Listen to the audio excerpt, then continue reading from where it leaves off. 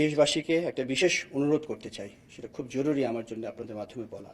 সেটা হচ্ছে, দয়া করে আপনারা দেশের এই বিপদের সময় সোশ্যাল মিডিয়ার বিভিন্ন গুজব, মিস ইনফরমেশনে কান দিবেন না। একটি শক্তিশালী বিমান বাহিনী দেশের স্বাধীনতা ও সার্বভৌমত্বর জন্য অপরিহার্য।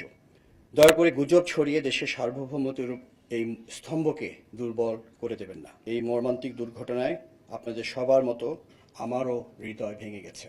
আপনারা জানেন যে আমি মাত্র সফরে বেরিয়েছিলাম, একটা জরুরি সফর ছিল। আমি ওই বিমানবন্দর থেকেই সরাসরি ফিরে এসেছি আজকে সকালে।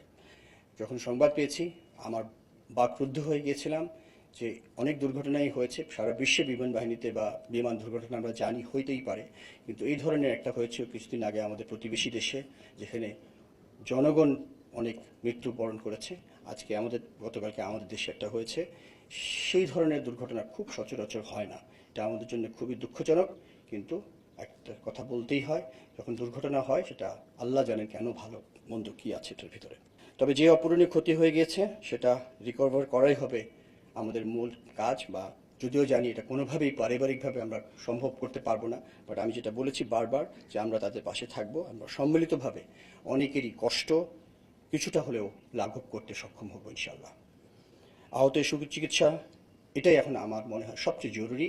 যারা আমাদের মাঝে এখনো অসুস্থ হয়ে আছেন বা আহত হয়ে আছেন, তাদেরকে আমরা সর্বাত্মক চিকিৎসা প্রদান করব, এবং তারা যাতে সম্পূর্ণভাবে সুস্থ হয়, সেটাই আমাদের মূল লক্ষ্য। এই বিষয়ে আমি আপনাদের সকলেরও, বা যারা আছেন সবার সহযোগিতা কামনা করছি। ক্র্যাশ সাইটে এক ধরনের অশান্তি বিরাজ করছে, এটা সত্যি দুঃখজনক। অনেক গুজব চলছে, এই গুজবে কান দিবেন না। আমরা প্রতিদিন যখনই আমাদের কাছে যে কোনো আপডেট আসছে আহত নিহতর, সেটা আমরা সাথে সাথে আইএসপিআর এর মাধ্যমে আপনাদেরকে জানিয়ে দিচ্ছি। এখানে লুকোনোর বা গোপন করার কোনো বিষয়ই নাই। কার কাছ থেকে লুকাবো? আপনারা আমাদের দেশের মানুষ, আমরাও এই দেশের মানুষ। দুর্ঘটনাই আমরা চেষ্টা করছি যেটাকে সম্পূর্ণ নিয়ন্ত্রণে নিয়ে আসতে, এবং এখানে যদি আমাদের মধ্যে অস্থিরতা বিরাজ করে, তাহলে কারোরই ক্ষতি হবে না।